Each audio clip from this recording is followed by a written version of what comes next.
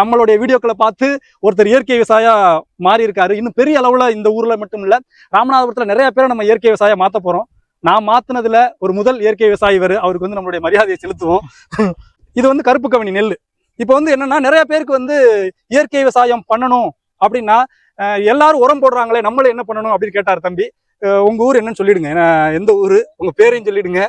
எங்க ஊர் வந்து ராமநாதபுரம் மாவட்டம் திருப்பலானி ஒன்றியம் பனையடியந்தல் கிராமத்துல நான் வசித்து வருவேன். என் பேர் வந்து தட்சிணாமூர்த்தி. அண்ணனுடைய ஆலோசனையை கேட்டுதான் நான் இயற்கை விவசாயம் வந்து மாறுறதுக்கு நான் முயற்சி எடுத்திருக்கேன். அண்ணன் வந்து கருப்பு கவனி நெல் கொடுத்தாங்க, அதை வந்து நான் விதைச்சிருக்கேன். நல்லா தான் இருக்கு பயிர். இது வர வந்து 25 நாளா? ஆமாண்ணா, 25 நாள் பயிர். எந்த உரமுமே போடல, எந்த உரமும் போடாம விளைய வச்சிருக்காரு. இந்த உரம் போடாதனால பாருங்களேன், இந்த பாசிகள்லாம் வந்திருக்கு. இதெல்லாம் ரொம்ப நல்லது, பாசி வர்றதெல்லாம். நான் வந்து இப்ப நிறைய வந்து யூடியூப்ல இதெல்லாம் பார்த்தேன். அப்படி பார்க்கையில நிறைய வந்து உரங்கள் போடுறதுனால, அதை சாப்பிடறதுனால வந்து கேன்சர் வரும், அந்த மாதிரி வந்து நிறைய சொல்றாங்க. வருது. ஆமா, கேன்சர் சென்டர்ல தான் நான் வேலை பார்த்தேன்.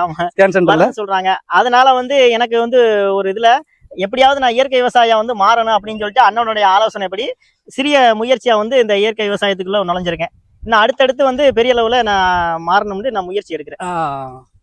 ஸோ கருப்பு கவனி இருக்கு இல்லையா, இது சின்னதாக இருக்கிறதுனால உங்களுக்கு தெரியல, இந்த கருப்பாக இருக்கும். கருப்பு கவனி நெல் நம்ம தான் விதை நெல் கொடுத்தோம். இதே மாதிரி நீங்களும் உங்க ஊர்ல யாருக்காவது அடுத்த வருஷம் ஒரு படி நெல்லாவது கொடுத்து கண்டிப்பா உங்களை மாதிரி இது மாதிரி போட வைங்க.